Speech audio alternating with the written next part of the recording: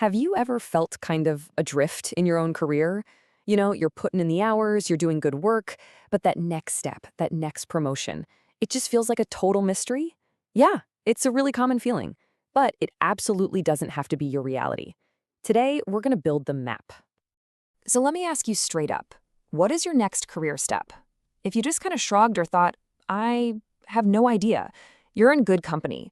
That uncertainty is one of the biggest, quietest stressors in the working world.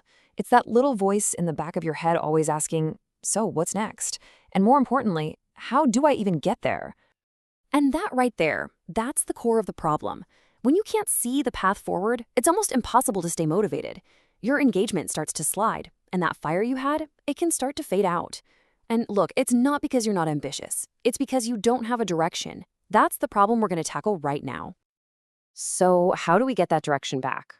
Well, we do it with a specific tool that's designed for this exact purpose. It's called a career plan. Let's really dig into what that actually is. So, what exactly is a career plan? Honestly, the best way to think of it is as your professional roadmap. It's an actual, formal document that clearly lays out an employee's goals. But here's the crucial part. It also shows the different paths they can take to grow inside their own company. It's the guide that gets everybody reading from the same script.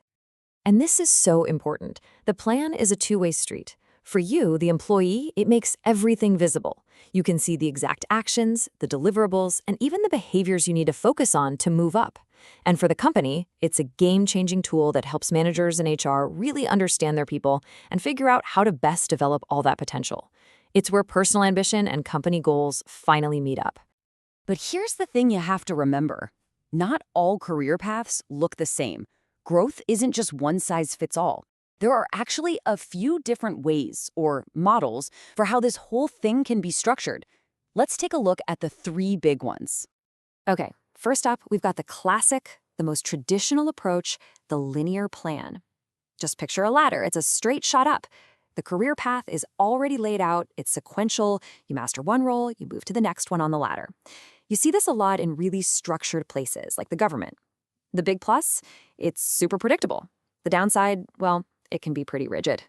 Next, we have what's called the why plan, and this one is really smart. It's built on a simple truth. Not every amazing performer wants to be a manager. So this plan gives you a fork in the road.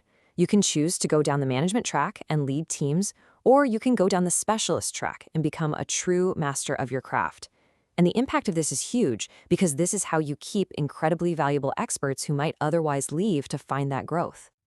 And finally, there's the network plan, which is by far the most flexible of the bunch. With this model, an employee actually moves around, trying out different roles in different departments to get a ton of experience before they lock into a specific path. This is just perfect for really dynamic places like startups or maybe trainee programs. It creates these super adaptable, well-rounded pros, but it means both the company and the employee have to be okay with a journey that's a little less defined. So, if we pull it all together here, you can see the three maps for three totally different journeys. The linear plan is your straight, sequential path. It offers stability. The Y plan diverges. It offers choice and keeps your experts happy. And the network plan is all about being multidisciplinary. It builds flexibility. Which one is right? Well, that totally depends on the person and the company they're in. Okay, so we get the idea, right? We've got the concepts, we've got the different models. But how do you take this from an idea and turn it into a real, actual document that people can use? Let's switch gears from the what to the how and talk about building the blueprint. It really boils down to a pretty clear four-step process. First, you have to analyze. That means taking a really honest look at an employee's strengths and where they have room to grow. Next, you align. This is where you connect their personal goals with what the company is trying to achieve. That's the magic right there. From there, you define the actual path, laying out the roles and a realistic timeline. And finally, you have to set the metrics for success, so everyone knows what good looks like. And look, a really great plan has to go beyond just vague ideas. It needs to answer some tough, specific questions. Things like, what are the next possible jobs for me? What skills, I'm talking technical and people skills, do I need to get there? What exact goals do I have to hit to get that promotion? And maybe the most important one, how is the company going to help me do this? Now, putting one of these blueprints together, it takes real work. It's a serious commitment from everybody involved. So you might be wondering, what's the big payoff?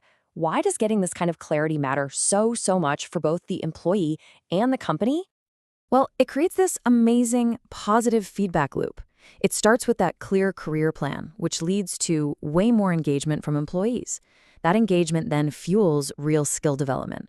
When people have better skills, they get better results. And when people are growing, succeeding, and feeling valued, you get much higher retention.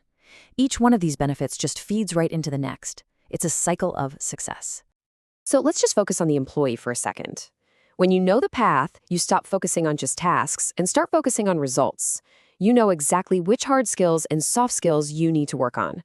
The whole process makes you more self-aware and way more confident. And maybe best of all, it gives your work a real sense of purpose. It answers the why. And what about the company? The wins are just as big.